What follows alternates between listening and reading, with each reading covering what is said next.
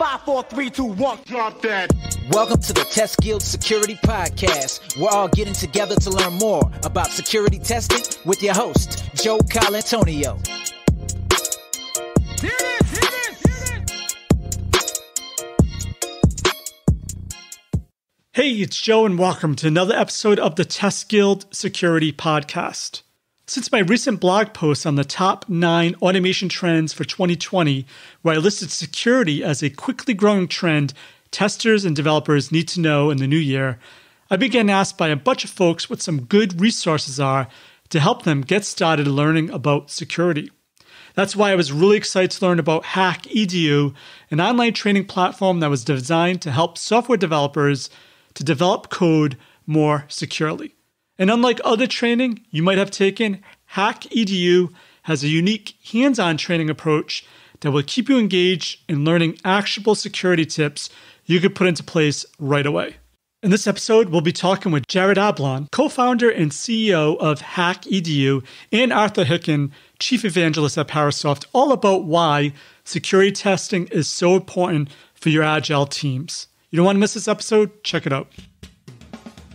It's no secret that the number and complexity of applications are growing. But what is alarming is that 90% of security incidents result from exploits against defects in software. The need for better application security has never been higher, and Micro Focus Fortify is here to help. Fortify is the recognized market leader in application security, and it is the most comprehensive and scalable application security solution that works with your current development tools and processes. With Fortify, you can start security applications in a single day, including custom code, open source, or commercial components, and scale as your needs grow with an on-premise, as-a-service, or hybrid implementation. Check them out. Head on over to microfocus.com/app security. Hey, Arthur and Jared. Welcome to the Guild. All right. Hey, how's it going? Awesome. Great to have you on the show. So I'm really excited today to talk to you about a new initiative I heard about that you're partnering with HackEdu about security developer training that I think is really needed in the industry. But before we get into it, Arthur and Jared, could you just tell us a little bit more about yourself? Sure. Yeah. My name's Arthur Hicken. I work at Parasoft. I'm the Evangelist. I'm also kind of known in the security community as the code curmudgeon. So I run the SQL Injection Hall of Shame and the IoT Hall of Shame are my probably most known things. Kind of passionate about cybersecurity, mostly because I think we're doing the wrong thing and approaching it completely wrong. So that's the perspective that I take. Yeah, I'm Jared Ablon. I'm the CEO at HackEdu. I've been in cybersecurity for 17 years, starting out in cryptography, moving into application security, and then into management roles. Prior to HackEdu, I was a CISO. Application security has always been something I've been focused on, trying to improve, security in applications. And that's why I started HackEdu to help with training developers, and focusing on where I thought we could get a lot of ROI in terms of reducing vulnerabilities in code. So, Jared, what made you really want to go all in on hacker education at HackEdu? What really inspired you to get it up and running? Yeah, when we started HackEdu, there weren't many online hands-on training platforms. There's a real lack of that in the market. There's some great in-person training, but that's really hard to scale. It's also pretty costly. As far as online, having really good hands-on platforms, there wasn't anything really available. And so myself and my co-founder, Matt Koskela, decided to build out HackEdu and create really good hands-on cybersecurity training, starting out with training software developers to code more securely. Awesome. Now, Arthur, you've been in this industry for a while. Did you see a gap in education, and how does HackEdu fill that gap? Yeah, so it's funny because I definitely see that people don't know what they're doing when it comes to software security, and we see it through a variety of interesting little symptoms. For example, I helped do a simplistic penetration test at a device manufacturer who shall remain nameless, but whose devices you probably use, and we were hacking into their device with some really stupid, simple, automated, like we weren't even trying very hard. We just trying to connect the static analysis results to things that can happen at a black box perspective. And the response we got from their development team was a standard array of answers that we hear all the time, which is, I don't know why that's important. I don't believe that's important. I don't think this one's important. That can never happen. I don't see why that one would matter. Like a whole bunch of things like that that all relate to, I don't really know how security issues really occur and how they look in the code. Therefore, when you show me something like, say, Heartbleed, I go, that's no big deal. So I started doing, at the various webinars and presentations I do, I started polling and asking people, like, what are your big challenges? And training actually does, people are aware. Now, at the moment that they run a tool, maybe they're not aware, right? But when they're in a room thinking objectively, people are aware that we just don't know enough. That, we have teams that have software developers that are very, very skilled, but have no experience and no training in security. And so they're not writing secure software. That's just how it works. Now, I definitely see that. I've said this a few times, that there's always was a separate security team that, as a developer and tester, I always thought they handled it. Why is security developer training needed if we do have these like SWAT teams for security testing? Jared, why do you think that's a need?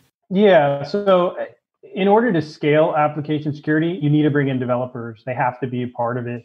When you have organizations that have tens of thousands of developers and, maybe 20 application security engineers, the ratio just doesn't work out for the security team to be able to take care of it, right? There's a real problem in terms of being able to hire enough people. Everyone knows that the real technical security folks are hard to find. They're just not out there. There's no cavalry coming, right?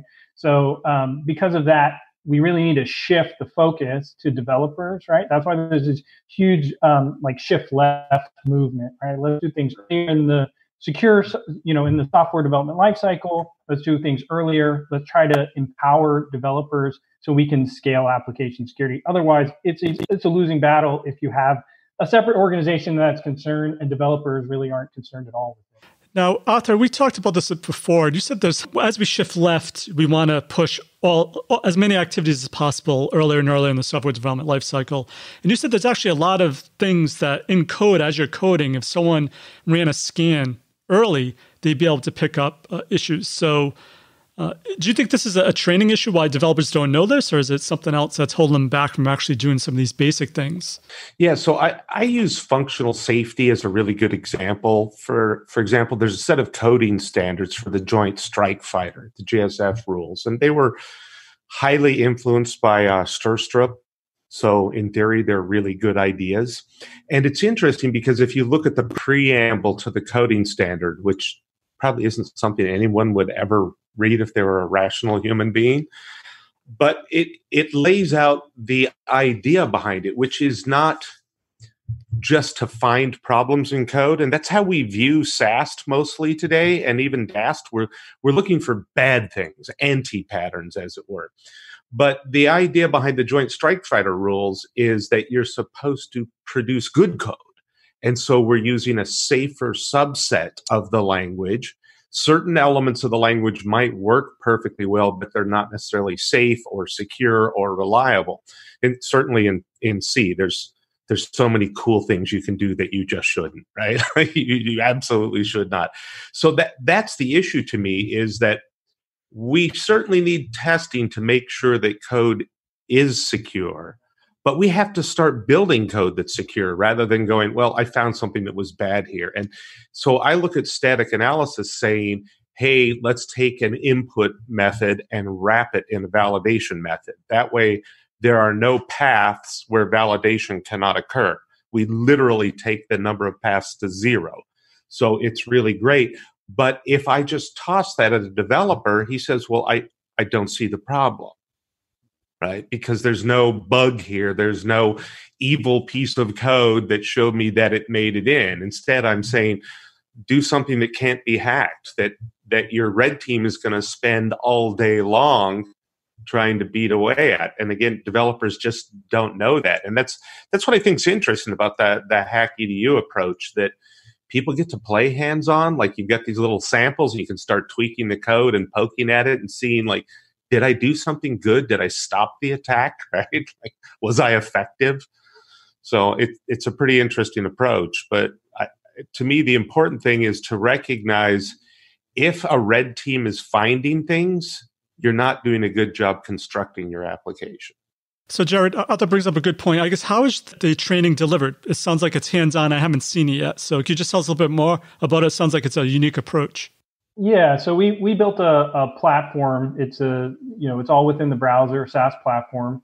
And basically, the way it works is we start with the offensive side of security. So we'll have a lesson on maybe an OWASP top 10 vulnerability, or we even do things with real world vulnerabilities. So like the Capital One breach that happened last summer, we recreate that whole application with the vulnerabilities and teach how to actually find the vulnerabilities and fix them. So we start with the offensive side, and we do that for two reasons. Number one is it's been shown to be more effective than defensive training alone. There's been some studies on that. It gives the developers the fundamentals of the vulnerability, so they understand it from an attacker's point of view, and they can think through, not just this one use case, but how are attackers looking at my applications? What are some gotchas that I need to be looking for? And then the second reason we do offensive is because developers are really engaged by it, right? Once you say, hey, try to hack this, they get really excited about it. We don't do slides or videos. Those, a lot of times developers will play those while coding and they're not really paying attention. We want to engage developers as quickly as possible. We understand in the era of mobile phones and social applications, you really need to, get people's attention immediately. So we try to get hands-on as quickly as possible. Then we move to the defensive side and we explain, what are best practices in terms of mitigating these vulnerabilities? How should you be coding? What are the secure coding techniques? And we actually expose the source code so that developers can find and fix the vulnerabilities that were part of the application on the offensive side. So they find and fix those in whatever programming language they program in. And then they can actually fix the application based on the changes they've made. They can go back and make sure they've actually fixed it correctly. And then we also run tests on the code they submit to make sure that they're doing it correctly as well. Awesome. So one of my questions was going to be, how do you get developers motivated enough to take the training? And it sounds like your unique approach is hands-on, actual, get your hands dirty, roll up your sleeves and go at it. Definitely. Yeah, I mean, if you look at what I call the legacy training, which is mainly slides and videos for developers, most developers who have taken those before, they drag their feet and don't want to take training at all, right? If they haven't seen our approach, they're not motivated by doing that again, right? It's just not exciting. Developers want, problem solving. They want interesting problems and challenges, and that's what we're presenting. So yeah, to get them motivated, it's about, getting hands-on very quickly, getting them excited about the problems that we're presenting to them.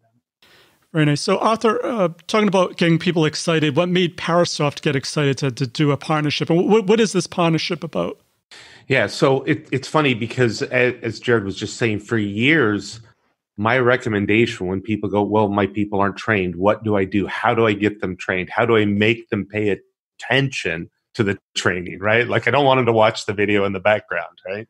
It's not their, like office ethics video, right? We want them to actually learn something. So I've told people, like, teach people to hack. Every developer wants to learn how to hack. You just don't get any pushback at all. So when I saw that Jared and Matt are doing this training where it's focused first offensive, everybody gets excited. They have fun. They play. And then it's interesting because the defensive side becomes a game, right? Now, instead of just saying, okay, I learned to hack. That was fun. That was cool. Now what? It's like you're playing against yourself and you're going, how would I stop that? Now that I know how people are coming in, how would I stop that? And hopefully, when they have enough of this training, enough experience, it applies into their everyday code. They start thinking about, oh my gosh, I should have made sure that I did some validation here, or I should make sure I'm checking range of parameters or whatever it is. So I thought it was super interesting because developers just hate like everything, right? I want you to learn this. I want you to learn that. I want you to add this. I want you to add that. And they're just so negative. And here where it's hands-on and it's, again, it's you get to be the bad guy for at least a while. I feel like it sticks better. That's why I was so excited about this. Plus, again, the big problem I see with static analysis adoption is that people don't understand the results they're getting. They literally don't know why these things matter. And so if they've had experience breaking into an application through cross-site scripting or SQL injection, then they understand the importance to make sure that things get validated, that you're using prepared statements, et cetera, all these different strategies. And so when a tool throws something at them that says, dude, don't be building a SQL query on the fly, that's insane, they'll go, oh yeah, that's right. That's right. Don't do that. So that's what got me excited. It seems like it's just so needed, and static analysis is just the most awesome way to shift left, right? Like DAST gets you that first step left you get from humans, and DAST is really an automation step as much as it is a shift left step. But to really get left before the application's done, I've got to get to SAST. And I just don't see SAST being very successful unless the team understands what the tools are telling them and, frankly, why it matters. Jared, I think one thing developers or anyone in general doing training, they get overwhelmed. So is there like a path you lead them on step by step? Like how does the curriculum work at HackEdu? Yeah, so we have something like 37 lessons and 12 challenges and ways to further engage with gamification and things like that. It's a lot of content to throw at developers. So what we do is we allow companies to create training plans where they can take a subset of the training, spread it out over time, and create a training plan that works best for their organization. Now we've seen across our customers, customers that say, we have 1 week a year, we're going to train, everybody and give them all of the training then. And we've seen other companies that say, look, we're going to spread it out over the course of a year, give a few lessons every month and try that. And so based on all of the training, that we've done with customers, we kind of have started to understand some best practices. And so one of those things is, it definitely works better if you spread out the training over time. Because then it's not a huge, a time sink for developers, right? Developers, they have a product roadmap, they need to get stuff done, and taking a huge chunk of time for all of your developers to get it done, that's usually, there's a lot more pushback from both developers and engineering. So what we see if companies schedule 1 or 2 hours every month, then security is on top of mind every month and it builds upon itself. So all those skills are kind of building, throughout the year. And then it's not a huge time away from the product roadmap. And developers can kind of take these, our lessons around 20 to 30 minute chunks. They can kind of take those when they have, some time away from their development. So we see that works really well. But, for different reasons, companies, for compliance reasons or things like that, they may have dates where they have to meet some of the training curriculum requirements, and we work with them on that. But basically, all of our customers, we work with them to create a custom training plan based on their needs, their developer types, and those types of things. So, Arthur, have you had the chance to take any of these courses, and what do you think of the curriculum? I've poked at a few of them before we did the partnership. I actually went around and looked at them and saw, and they seem pretty good to me. And I know that a few people on our team spread out around the globe, we've had look at them as well. And we got universally positive response. The developers love this training. So I'm really excited. I think that people will adopt it well because I feel like our developers are just like everybody else's developers, right? So and like Jared was saying, this incremental approach, so that I'm not screwing up everybody's schedule, but also if I go study something for the next 2 weeks, 6 months from now, I don't remember, 70%, 80% of it. But if I keep going back and renewing it, then it's going to work pretty well. Plus, like our clients, we have clients that have, 5, 10,000 engineers, and they're constantly turning them over. So if I can get this self-paced, I can bring people up to speed. I can tell them what I need from them when they come onto my team. I think it works out really well. And again, when I go and try to actually build an initiative to secure my application, it helps it just be that much more effective. Absolutely. My experience with QA, it always seems like testing and security, usually people don't think about it till after you find a bug or after you've been hacked to think, oh, I should have invested money in this. So I'm sure it's really hard to get companies to invest in training. So, ROI, is there any ROI in security training that you have? Any studies to say, what is it worth it? What should I pay, and what am I getting from that? Yeah. So actually, I think you might be surprised that more and more companies are turning to training and understand that it is something they need to be doing, especially this hands-on training. So that's very encouraging. So we see a lot of people doing that. But we do have a study. So one of our customers, they're a big technology software firm. Basically, what they did was they took an assessment where developers had to find and fix vulnerabilities in code. They took that assessment, then they took our training, and then 9 months later, they took another assessment. And so at the beginning, they took the assessment and they found just 14% of the vulnerabilities. So they found 14% and fixed them correctly. After the training, they found 81% of vulnerabilities and they found and fixed them correctly. So a huge improvement there.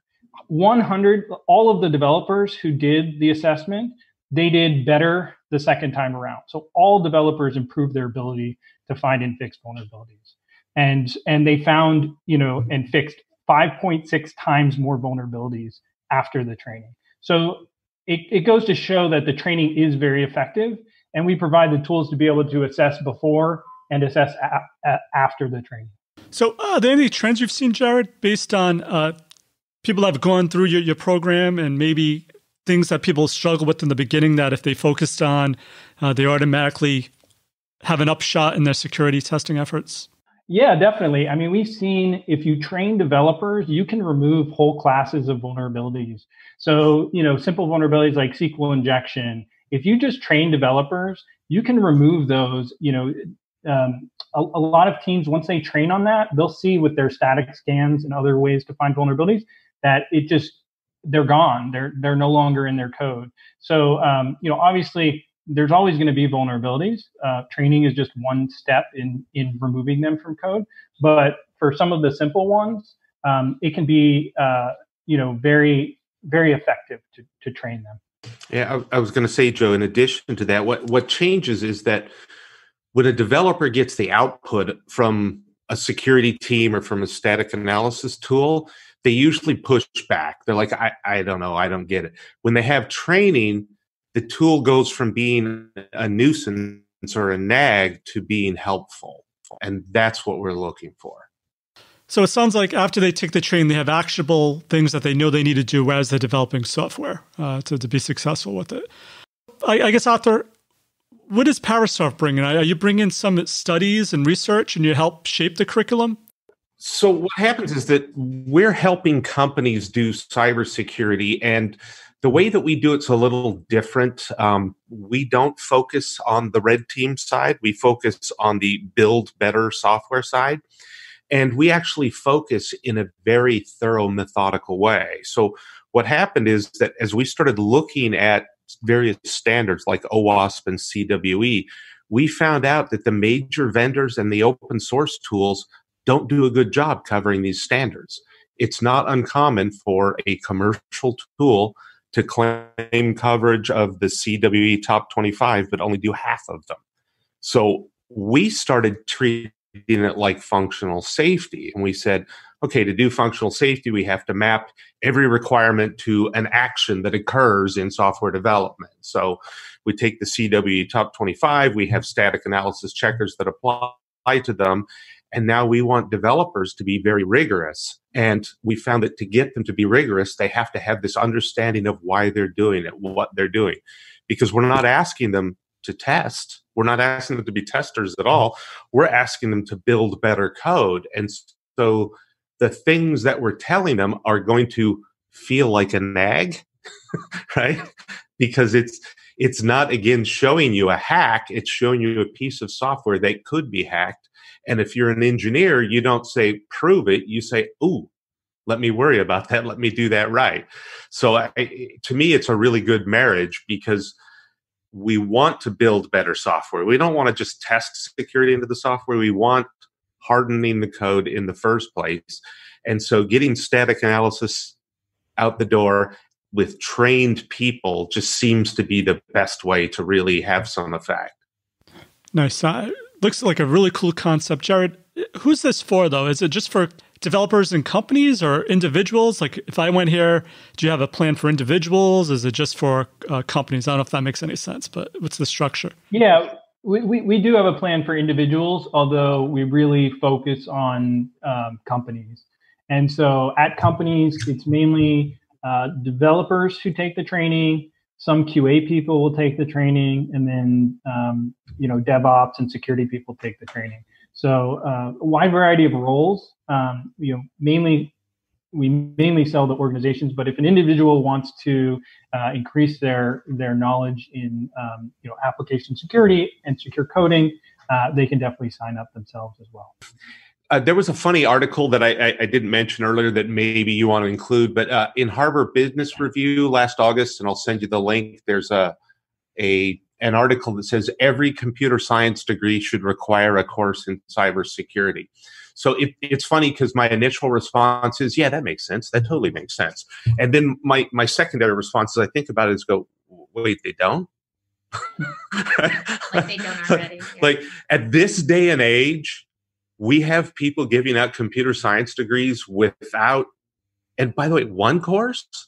Really? Like, oh my gosh. That's a great point. So hopefully HackEdu is going to address that need, I guess, is one of the main things, right, Jared? Yeah, definitely. Unfortunately, universities are kind of slow to adopt new curriculum. They're kind of set in their ways.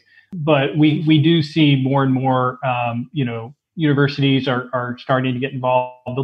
We do offer some, free content. Some of them will give, we've seen some courses, some computer science classes assign some of our free training to some of their students. So we see more and more, although, even at the top computer science programs don't have, set curriculum for secure coding training. That's not frightening at all. Before we go, is there any last parting words of wisdom you want to leave the guild? And what's the best way people could find out or learn more about Parasoft or HackEdu? Yeah, so at Parasoft, we produce this blog, so blog.parasoft.com. You can always find out the latest. We have pretty regular static analysis and security content in there. And again, we take a very strong approach toward, building good, secure software in the first place, and in a way that is very approachable and manageable. So you don't have to spend a lot of time trying to figure out what to do. The configurations we have, like we have one for OWASP and every checker is labeled like OWASP. We have one for CWE and every checker is labeled like CWE. So no translation, great reports and stuff, but just that preventative, effective approach. Parasoft.com/try, you can try stuff out. So it's really cool.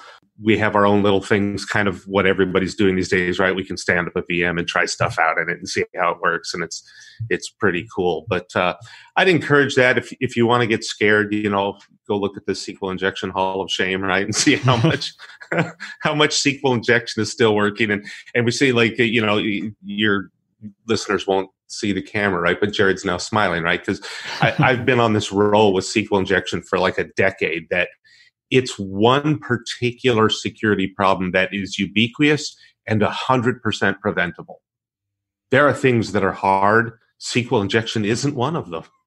Yeah, that's right. To learn more about HackEdu and our training, and even try out some free lessons, your listeners can go to hackedu.com. That's HACKEDU.com. Thank you, Arthur and Jared, for your security testing awesomeness. For links to everything of value we covered in this episode, head on over to testguild.com/S09.